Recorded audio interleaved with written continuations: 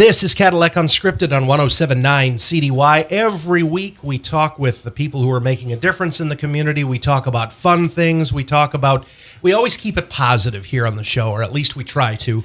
Katie Huckle is here with me. Katie, interesting fact. Okay. We are 11 shows away from number 200. Incredible. We are just about 2 months away from our third full year. Incredible. It feels like it was just yesterday, doesn't it? It does. Somehow it does. And time flies when you're having fun. Oh, 100%. Speaking of fun, do you want to know how to have a really, really good time? On a boat. On a boat. Uh-huh. And speaking of boats, Rich, who do we have with us this morning? You tell me. Yeah, it's Christophe Lavigne, who is the president of Highfield. I might get this backwards. Is it inflatable rigid or rigid inflatable? Well, it's RIB, rigid inflatable boat. Okay, Yeah. RIB. RIB, you got it. Rigid inflatable boats. So this is a relatively you're not new to the boating business. Oh my gosh, You've been in it for a long time, but this is a new job to you.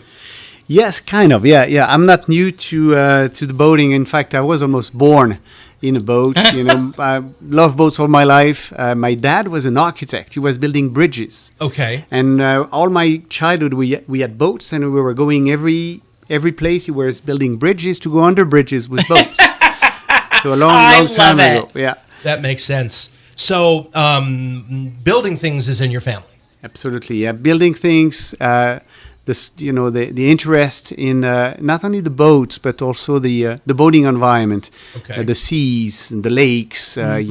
Yes, it's on our DNA, I would say. Okay. So, Rich, I was telling Christophe that I have friends that talk about their Scarab and before they can finish their sentence, I say, those are made in Cadillac. Mm-hmm. It's the crown jewel, these beautiful boats coming out of Cadillac, and the people that make them are Cadillacans. I love it.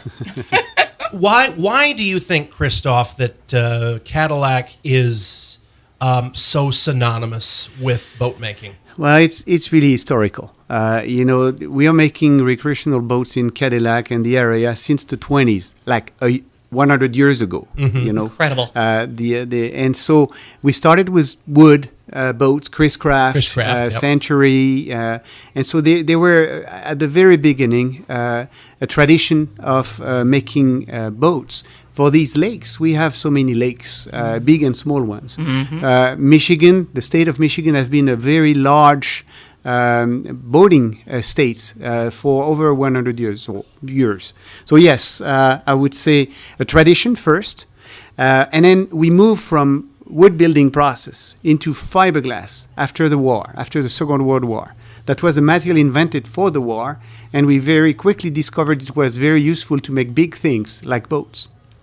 So that industry started in Cadillac in the 60s. You may remember Safety Mate. Mm-hmm. That was a fiberglass builder and built boats. And obviously after that, Four Winds and many other brands. Wellcraft, Glastron boats, and Scarab, as you mentioned, were made here. So it's really a tradition. I would say probably 5 or 6 generations of people build boats in Cadillac. And in some cases, fathers, sons, daughters, mm-hmm. generation after generation. Absolutely. I had people that 3 generations were working for me, at Four Winds when I was at Four Winds. And yeah, it's interesting. They bring a lot of knowledge, a passion. I would say most of our employees use boats also, have fun on it, have access to boating. Okay. Yes, it's a real tradition here, and something I hope to preserve and enhance over the years. So let's talk about the new job. I know Highfield was a major sponsor of the recent craft beer festival. You actually gave away they raffled off one of your boats at the event, which is wonderful. So, and you had told me a true story here, Katie. Okay. So Christophe's offspring and my offspring, his son and my son play travel soccer together. Okay. So we had a conversation about a week and a half ago on the soccer field where I said, Christophe, we'd love to have you on the show to have you talk about Highfield, because this is there's been a great, at least from what I've seen, effort to get the name out in the community, right? Absolutely, yes. Because this is something. How new is it? It's not new to Cadillac, but the manufacturing part of it is, right? Yes, well, absolutely right. Yeah, Highfield it's a fairly new company, though. It's Okay. a 11 years old company, and it was created by a young man. He was 27 years old. Today, he's not 40 years old. Incredible. And it's a very successful company. It's not made in Cadillac so far, but we are bringing production here and assembly here. Highfield is the largest American importers of rib. We imported over 3,000 boats last year in the U.S. We are number one with over 30% market share in that segment, which is really good, really good. And yes, it's new to Cadillac. It's not new to the U.S. We started that 10 years ago, roughly, in the U.S. What's the? Tell us what a rib boat is. I mean, I know you can certainly get really technical about it, but in layman's terms that folks can understand, what's the difference in the kind of boats that you make? Well, the main differences is the tube around the boat. So rigid inflatable boats. So inflatable is the main word. We have a tube that protects the boats around, and the hull, the bottom of the boat is rigid. It's hard. It's made in aluminum or fiberglass, and that's where the boats run when it's on plane on the lake. The tube is protection. It gives you stability and buoyancy also. When the boat is at rest, the tube gives you stabilities. It's a very interesting concept in a way that you have a very capable boat in rough weather. It's very stable at rest. It's a protection around yourself. So if you arrive close to a dock and you're not necessarily very careful, you're very, very well protected. That's one of the reasons many police, military, firefighters have ribs, because they can go fast in any kind of conditions and go close to other boats without damaging them. It's a really interesting boat in that regard. Are ribs new? Were they something that were invented by the company that was founded 11 years ago, or did they perfect it? So no, it's not new. In fact, there is a contest between three countries, I would say. The French and the British during the Second World War invented the rib. Okay. But it was in fact invented by the Romans 1,000 years ago, Okay. inflating skin of animals to float around. Okay. No, obviously we made some progress in that time. We didn't invent it, but the expansion of rib really started in the 60s with a few companies in France, especially, and in the US, and now it's becoming a more family-oriented product. From a very functional boat, we are turning it into a fun pleasure craft, or you can do a lot of things with it. So I'm chuckling because you said if you're not careful, this would help you as you're docking. And as a terrible boat driver, I'm thinking, not only if you're not careful, but what if you're really bad at docking boats? Pick me. I'm interested. I want one. Well, it's interesting. We had a dealer meeting, and we invited a bunch of dealers and people. Some dealers are very good drivers, but others don't drive so much. We had a young one that hit a pole. He was going 5 to 6 miles per hour. It's relatively fast. He did bump and went back, and nothing was broken. Obviously, his pride a little bit, maybe, but no, it was pride. No it was kidding. good. No, it's really a very safe boat. I love it for beginners. I think for young generation or people that have less experiences, it's great.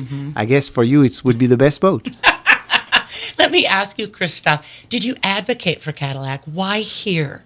That's a good question. Well, I arrived in 2007. I'm a Canadian. I used to live in Canada, and I came here to work for Four Winds. I came with 2 kids, Leo and Elliot. And for us, it was the adventure. We were coming in the U.S., a big place, but we were having a small one. And everybody was very nice, very welcoming, from the people at work to the people around where we were living. I would say up to the bank. Even the bank locally were welcoming us, which is not always easy for a foreigner. We became American. We had a fantastic life here, raising our kids at the high school. They did well. They are both at U of M, go blue, right? Nice, go blue. And for me, it's like my place now. It's our family. Sure.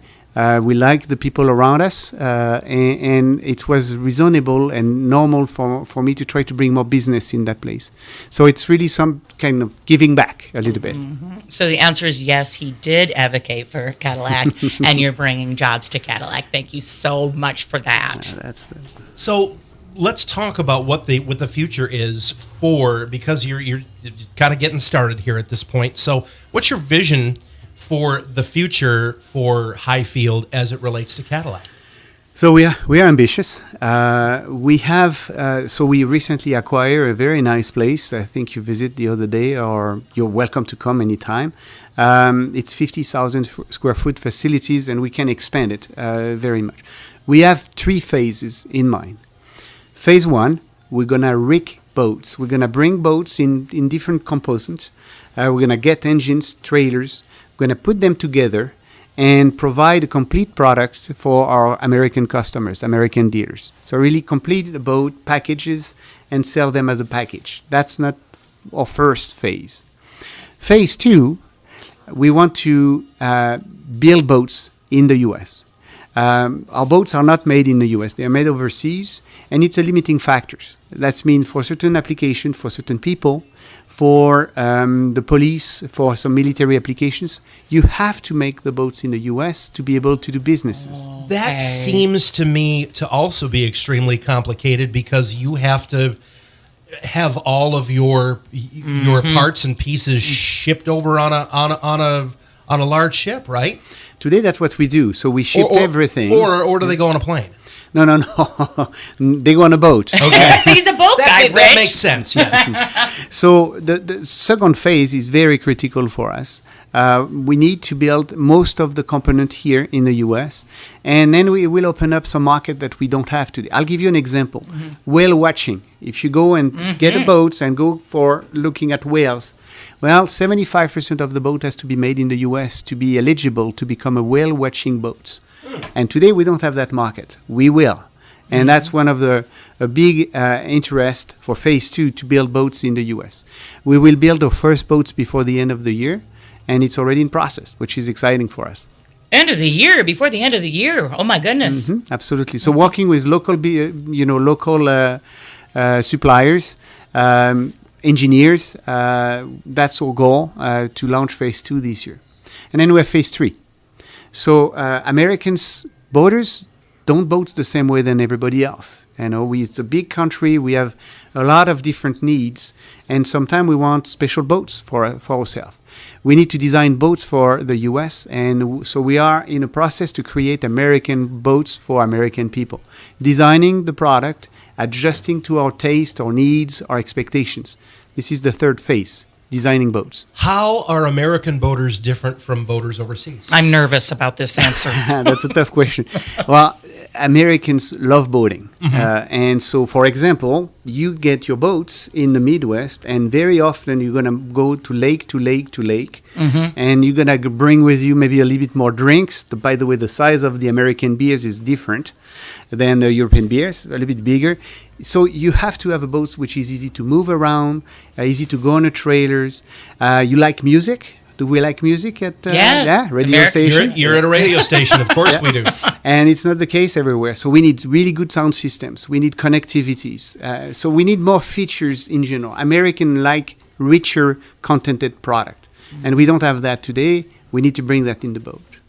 You know what else Americans like to do? They like to have charcuterie boards and appetizers and hors d'oeuvres on their boats, picnics and things like, don't they? Yeah, absolutely. Icebox is a problem. We need a lot of food, so we need space for that. More beer, more food, more. Christophe. Well, we are Americans, Rich. I mean, come on. Yes, we go big or we go home. That's right. But I'm laughing about the sound systems because it's so true. I mean, big boom systems, and you get to a lake like Torch, Christophe. Beautiful lake, but it's like, who's got the fanciest stuff? See, that's what, in some of these boats you can literally live on, and you're not on, a houseboat like sometimes you see on Lake Charlevoix, or you're on Torch, but some of these boats, people don't have to leave their boat for days. Are we going to have those kind of boats? So no, we're making smaller boats at the moment. Okay. We are making boats from 2 meters, very small boats, up to 30 foot. Oh, my. Our fastest boats go over 65 miles per hour. So they're fun, they're fast, but we cannot leave aboard yet. Okay. And it's not really the case. That's not our vision. At the moment, we'll stay in this recreational product size. And you're confident that Cadillac's got the labor base to make this happen? Absolutely, yes. We have generation of people building boats dedicated for that. I have some contact I bet in the you community. I have a lot of friends here. So yes, it's one of the reasons we're here. You know, when I need to make a decision to where to implement my company, there is different states. Florida is a great state for boating. But the labor force is very unstable. I spent 6-8 months over there, and just finding people was extremely difficult. Okay. Instability of the workforce, language was an issue, very difficult. Georgia, in an excellent states also, but same things, difficult to find the people. Here, yes, we have to warm the building a little bit in the winter. There is a couple of drawbacks to be a little bit away from certain market. But the workforce is here. It's stable, dedicated, generational. You know, you have generations of families working in this industry. So there is a true value to be here. And there is also a network of suppliers. It's not just the people to build boats, it's the company around it, it's the bank, it's the community in Cadillac, the mayor supporting our activities, the states of Michigan also being connected with us. So it makes sense to build boats in Cadillac. When all three phases come together, who will you sell these boats to? Oh, well, we're going to sell these boats to the entire North American market, so Mexico, US, Canada. We're also going to export boats in Europe, especially the new generation of jet boats that we are designing right now. So we will expand overseas a little bit. But our main goal and main market remain the US and Canada. That's where we have most of our customers. It's the biggest market in the world. In the US only, we sell every year 275,000 new boats. It's a big segment, a big industry. You know, even in country, which, you know, that's not our format, right? But there's a lot of songs about happiness and boats. You know, if you want to relax, go fishing. If you can buy me a boat. I mean, I can think of, you know that song. yeah. I mean, you think about what's synonymous with happiness and relaxation is boating. I have a judge friend, not local, in Manistee, who one time I was asking him, how do you de-stress? And he said, I go out on my boat alone. That was a qualifier. Alone. And I fish. And that's when I think about my cases in my day, and everybody leaves me alone. Is that interesting? It's very interesting. There is another word I like to associate with boating is freedom. Yes. You're free on a boat. You know, it's not like on the road. Well, you have to follow the road, right? Right. On the boat, I mean, if you are in the Lake Michigan, you're free. You can go the speed you want. You can turn the way you want. So there is that connections with nature and freedom, which is exceptional. And in Michigan, I don't know if you've boat at night or when the weather is changing. It's gorgeous. It's really special. It is, and there's a friendliness between boaters too. I'm familiar with something that just happened recently with fishermen, and one fisherman had a great big fish on his rod, but he'd forgotten his net. And so he yells across to the other boat, do you have your net? I mean, you don't really find that on the highway with drivers. Here, and it was, here, pass this net over, the guy's got a great big fish. And maybe it's a state of mind. Everyone's in a good mood because they're out on their boat. So it's not just a state of mind. It's mandatory. Technically, if you have anybody in distress, you have to help him. By regulation. Is that right? It's a normal practice. If you see somebody in distress, you have to give assistance. It's very important. And then you live on the lake, like you do. you have all the times people in distress. I don't know, many times I jump on the Highfield or the PWC just to help somebody or to retrieve a fender or something. So there is, yes, that tradition of helping each other, which is great. That couldn't be more true about life preservers. Or, in my case, the pontoon wasn't anchored exactly the way it was supposed to on the hoist. Exactly, the neighbor had to go get the pontoon because I was down at the other neighbors, and the whole thing, just turned out how it was supposed to. So, Christophe, you're in the middle of phase 2 right now. If everything goes exactly according to plan with phase 3, how many more people do you expect to employ in the Cadillac area? So I would say at maturity, I think we are going to be between 50 and 100 employees within the next 3 years. So it's ambitious. At the moment, we are, a small number of people. I just hired 2 persons last week. So we're growing the business. Mm-hmm. It will take time.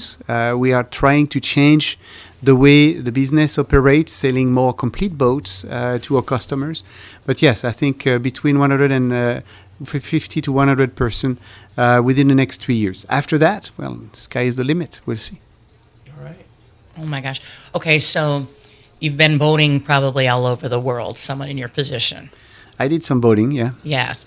Where's your favorite place? And you don't have to say Cadillac because it's Cadillac by default, okay? You can say Lake Mitchell or Lake Cadillac, but in your worldly experience, what was the best body of water you've ever been on? And boat too. And boat. I had a few. In my position, I drive a lot of different boats in a lot of different places, and I would say I have a few important memories. Okay. I would say my first one is my place of birth. I was baptized on a little island in Normandy. It's a beautiful place, a very small church, the size of the studio, that my parents reserved in 1971, and that's where I spent my childhood. It's a beautiful area, a lot of tide, a lot of dangerous current and rocks. It's called Les Îles Chaussée Island, and it's beautiful. Mm-hmm. But it's cold and scary for many people. But I love it because that's my place of birth. Yes. I had a chance one day to drive back in the Monaco harbor with my own boats that I designed. That was another great experience. Design a cruisers some time ago and take the boat and arrive in the Monaco area. Well, it was pretty cool. Mm-hmm. That was a good one. And my last one, and you mentioned it, it was a boat experiences. When we launched Cara boats here in Cadillac, we created a very first boat, which was super dangerous and super fun and super scary. Ooh. And we launched it mid-January in Traverse City Bay, in the middle of ice cube and iceberg. And that thing was incredibly dangerous. It turned on itself. Eventually, we lost the exhaust system, and we were sinking in the middle of the bay with a safety boat not too far. And that was a great memory because we were launching something new that never, ever anybody did before. And it was in the middle of icebergs. I loved it. So that was one of my best experiences in boating, taking some risk, but having fun and developing something new. And that had to be have some sort of a rush involved to it. Or panic attack. I mean... No. We were pro. No, I was with Mark Houston, which was our, captain at the time. He's a certified captain. So our destiny were in his hands, and he did a great job to save not only the people but the boat too. And we had a great memory. It was one of our best experiences together. It probably made your team stronger. Oh yeah. We talk about that all the time. It was really interesting and fun. Did you manufacture that boat after that? No, we did not. It was this one was modified significantly, and it became after that the Scarab Jet boat line. But that was the first attempt, and it was really cool. Like a couple of guys in the garage making something different and testing it in dangerous conditions in the beautiful area, But it was really, a good experience, a good memory. How much testing on average goes on, Christophe, with the average boat? This is like a super simple question from a guy who's never spent much time on a boat. But from the testing to the time it gets out to the market, what kind of things happen? it is very variable depending what you're testing. So if you take a boat and you make a small evolutions, you don't need to test much. But if you start something new, a new categories, a new propulsion system, a new boats, I would say you need at least 200 or 300 hours of testing in different conditions, and you need probably 10 to 20 destructive testing hours, where you put a guy with safety equipment in a very dangerous condition with wave, and you equip the boats with accelerometers and different sensors to test the unit and see what's going to break. Our goal as professionals is to break things before we deliver the product to the public, to the market, so we can ensure we have a safe and reliable design. We do a lot of testing on computers now, but we still do a lot of testing on the water. It's hard to reproduce every features, every element, to understand the way a boat will react on a side wave at 50 miles per hour and then another kind of wave behind it. So human testing remain a very important factor. Every serious company do that, and we do. We test boats at usually in any kind of weather. The worse is the better usually. What's the best lake that you found to test on? Lake Michigan. Okay. Lake Cadillac is too small for having big wake, unless you're trying a very small boat. But Lake Michigan is a good lake. It's very violent. The wave sequences are very short, so you can have a lot of impact very quickly. Okay. Fascinating. I mean, I'm thinking about the Edmund Fitzgerald and the Titanic as you're talking about testing boats. I mean, huge. Mm-hmm. Huge, because we just are excited to get on it. We assume that all of that happened, right? And then here's the guy that makes it all happen so that we're safe. So when you're testing on Lake Cadillac, what do you find out about a boat on Lake Cadillac or Lake Mitchell?